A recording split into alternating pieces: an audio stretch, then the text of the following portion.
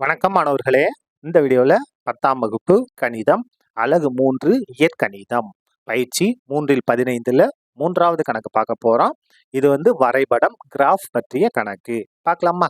பாருங்க, y = 1/2 என்ற நேரிய சமன்பாட்டின் நேரிய அப்படின்னா சார்பின் வரைபடம் வரைக. நேரிய சமன்பாடுனாலும் சார்புனாலும் இந்த இடத்துல ஒண்ணுன்னு தான் கொடுத்துருக்காங்க. இந்த சமன்பாடு என்ன சமன்பாடு? நேரிய சமன்பாடு. நேரிய சமன்பாடு அப்படின்னா நமக்கு கிராஃப் நேர்கோடா வரும். இதுக்கு நம்ம வரைபடம் வரைஞ்சிட்டு விகித சம மாறிலி அடையாளம் கண்டு அதனை வரைபடத்தோட சரிபார்க்க. விகித சம மாறில கேவோட மதிப்பு அவங்க சொல்லலைனாலும் நம்ம என்ன செஞ்சிருவோம்?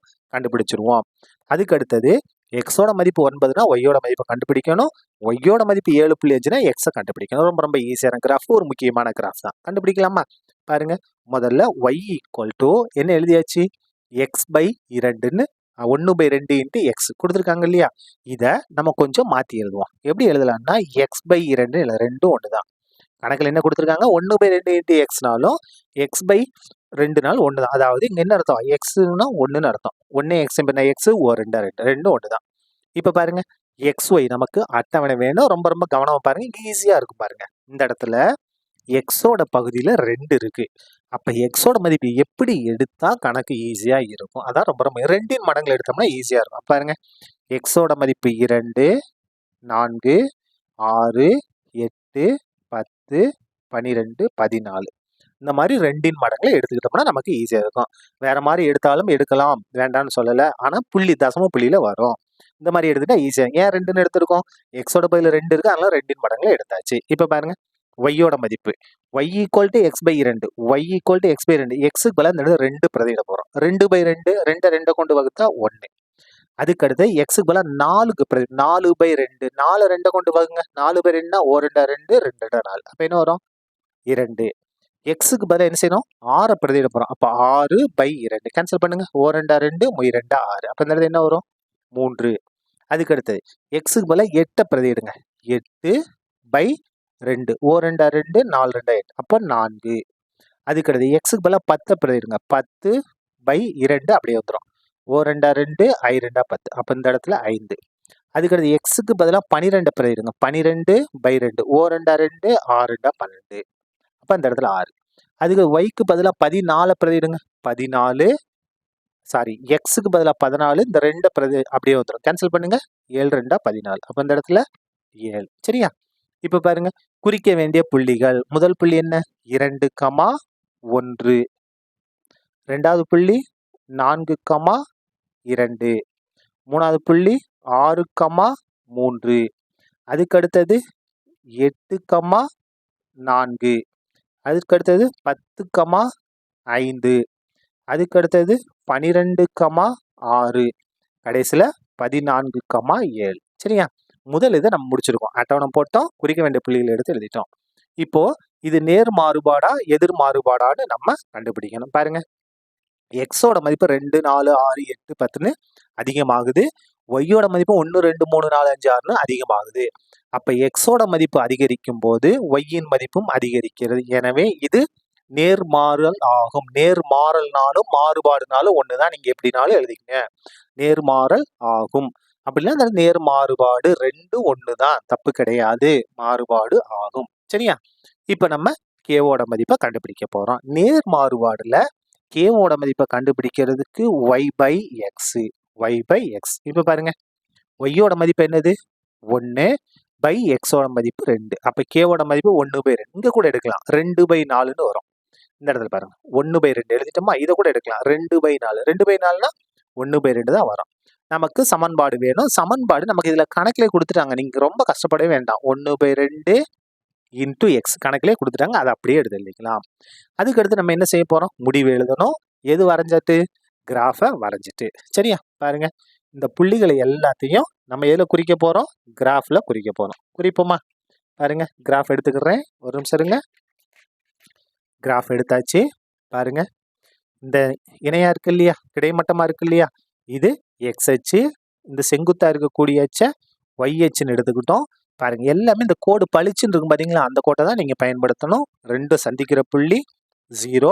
அதுக்கு அடுத்த பளிச்சுன்னு இருக்க கோடு 2 4 6 8 10 12 14 16 18 20. இதுலையும் பாருங்க அந்த பளிச்சுன்னு இருக்க கோடா தான் எடுக்கணும். 1 2 3 4 5 6 7 8 9 10. சரியா?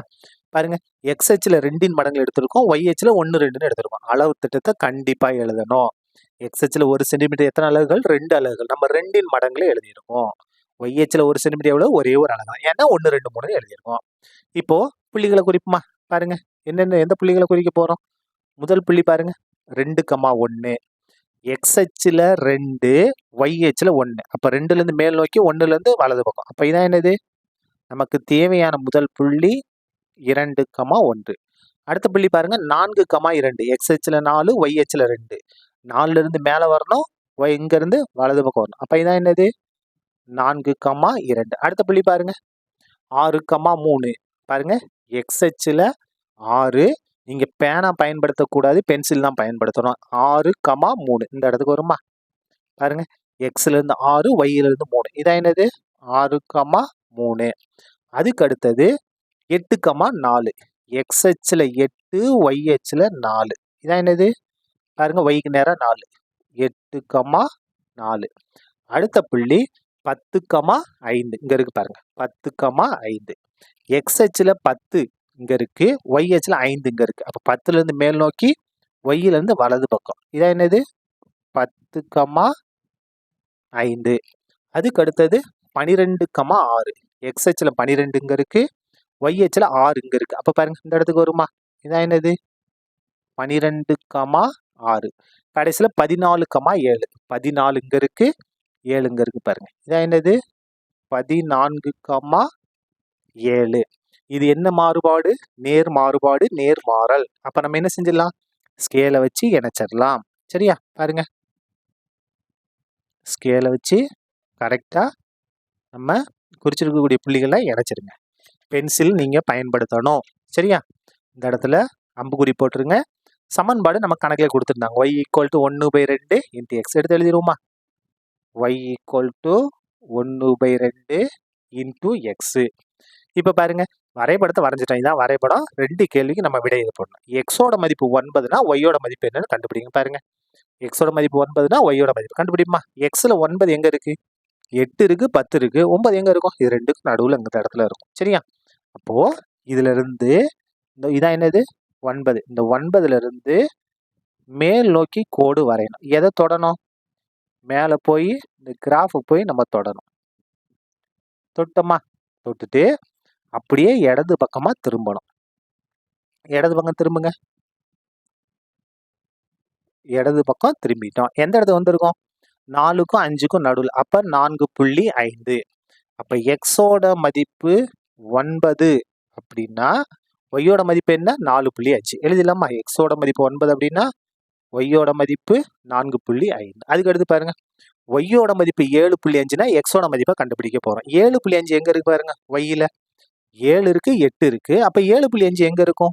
7க்கும் 8க்கும் நடுவுல இங்க இருக்கா? இதான் என்னது? 7,5. அப்ப 7,5ல இருந்து நம்ம என்ன செய்யணும்? ஒரு கோடு போடணும். எதை தொடர வரைக்கும்? இந்த கிராஃபை தொடர வரைக்கும் போடுவோமா? பாருங்க 7,5ல இருந்து கிராஃபை தொட்டுட்டோம். கிராஃபை தொட்டுட்டு அப்படியே கீழே வரணும். எதை தொடறதுக்கு? எக்ஸை தொட வரணும். பாருங்க வரைஞ்சிருமா? வரைஞ்சாச்சு. பாருங்க எங்க ஆரம்பிச்சிருக்கோம்? ஒய்யில ஆரம்பிச்சு எக்ஸுக்கு வந்திருக்கோம். எதுக்கு நேரம் வந்திருக்கோம்? 14க்கும் 16க்கும் நடுவில். அப்போ 15க்கு நம்ம வந்திருக்கோம். அப்போ ஒய்யோட மதிப்பு 7,5 அப்படின்னா எக்ஸோட மதிப்பு எத்தனை? 15. இங்க எழுதிருவோமா? பாருங்க y = 7,5 எனில் x 15. சரியா? அவ்வளவுதான். இந்த கிராஃப் முடிந்தது. நன்றி.